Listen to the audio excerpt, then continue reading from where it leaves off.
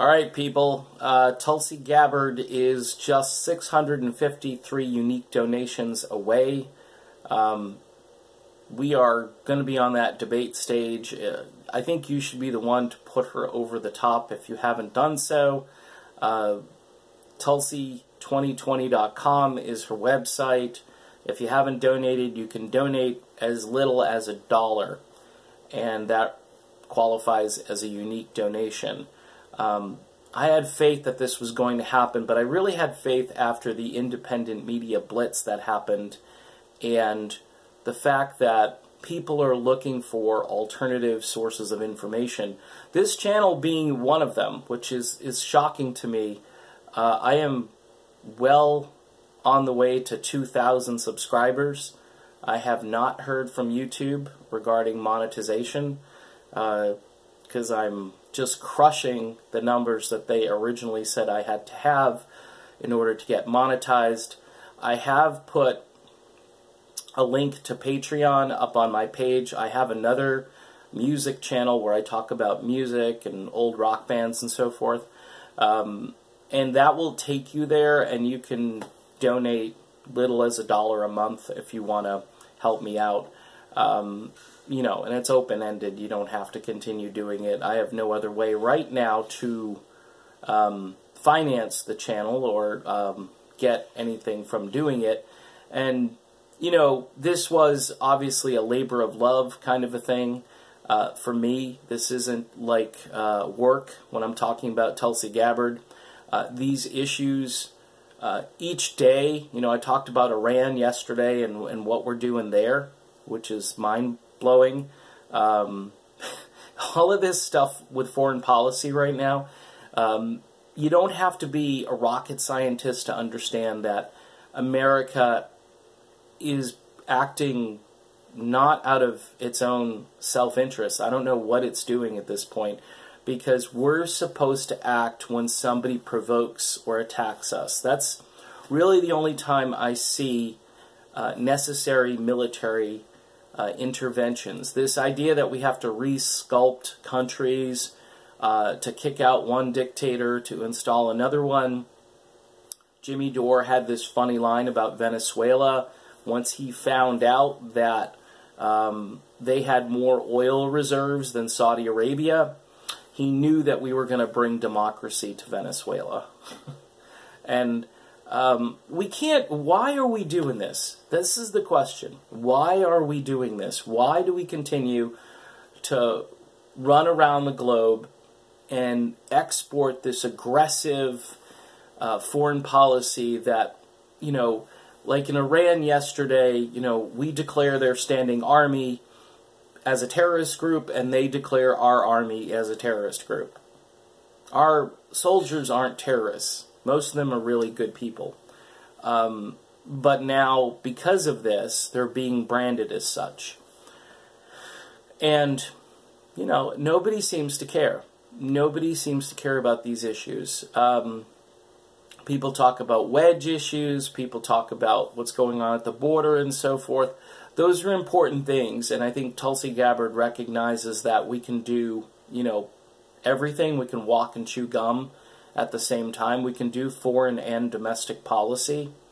I mean, being president of the United States is a big job, and you hire people who are going to help you execute your vision once you declare what it is. With Donald Trump, you know, here's a guy who ran on a bunch of things who's now just, for the most part, not living up to those expectations when it comes to foreign policy. And for me, that's why I'm here. Everything else kind of rolls downhill from there. But this achievement, this is pretty impressive, to have a completely independent campaign, a media blackout, and not only a media blackout, but any time that Tulsi goes on, anything from TYT up, we'll say, because they're all being bought and paid for by somebody. Anytime she goes on one of those networks, not only does she get badgered and harassed, and the interviews take on kind of a hostile tone or an aggressive tone, confrontational nature and so forth. And she handles herself great. That's not the issue.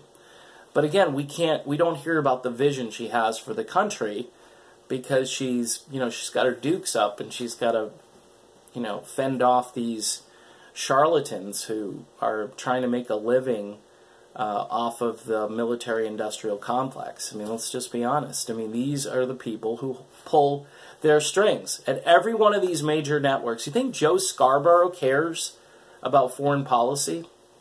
No, he doesn't. He only cares about it in the context of the way Trump is doing it right now. So I'm surprised that Mika and Joe haven't completely turned around and been all praising Trump. They just don't like the way he talks, I mean, if he talked like Mitt Romney, he would be their god, but it's Trump isn't that way, and a lot of people actually liked that part of Trump, but now when you combine bad policy ideas with his rhetoric, people are starting to recoil.